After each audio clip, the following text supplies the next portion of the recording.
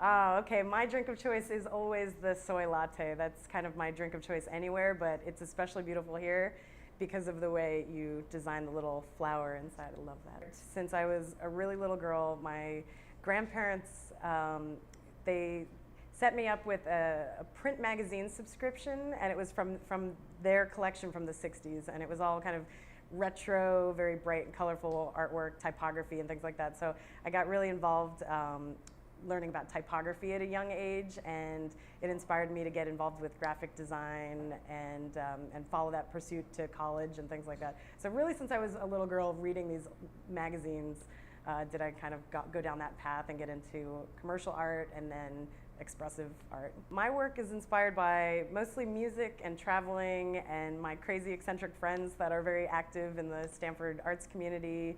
But mostly traveling, like taking long road trips and being by myself and taking time to reflect on like what's going on in my life and kind of taking my meditations and putting that into my artwork. I have, two different avenues for art, both graphic design printed on canvas or printed on wood, as well as video art, which I collect different video clips from my travels and things like that, and create layers in animation programs, chop them up, and then project them live onto buildings and walls and pretty much wherever anybody will let me do it.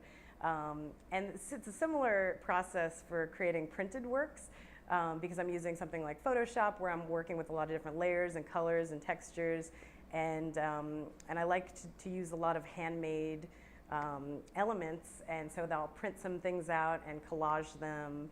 And honestly, it kind of becomes this spontaneous creation. The work that I have that I'm putting up is a series that I call Wanderlust. And it's a series that I created over the last couple of years as I've been traveling and kind of yearning for more, like looking for more outside of the place that I live, and it's kind of like my dream art, the things that I am like craving on a daily basis, my inner traveling and wanderlust. And so that's all come out into this work. Well, I feel like there's never really a break from the creative process because I'm constantly collecting pieces to be made into my work, even if I'm just kind of like off on the weekends. But I love camping and hiking and biking. I'm kind of teaching myself how to cook. I'm getting really nerdy with organic ingredients right now with a CSA that I just joined. So I'm learning about different vegetables. It's really nerdy and fun. And I'm also learning how to play guitar. So I'm trying to expand my instruments and learn a little bit about the guitar and how to play. So if you're coming to the Stamford Art Walk, you should definitely check out the video projections that I plan on doing on the side of the Palace Theater. I'm still devising a plan for it yet, so it's in the works, but I think it'll be pretty exciting, and I think I'm going to set up a few different projections. It'll all be created live, the same way that a DJ would create with music. I create it with visuals, and so we'll have a little bit of music playing and maybe even some live musicians. I don't really know. And if you're looking to check out more of my work, you can come and check it out at hollydanger.com.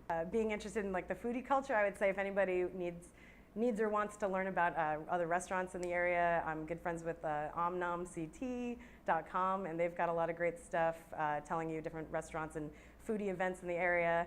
On a live music note, I would say go check out the Fez. That's one of my favorite spots for just great beer, great wine, and good live local music. And other than that, make sure you're coming to Lorca.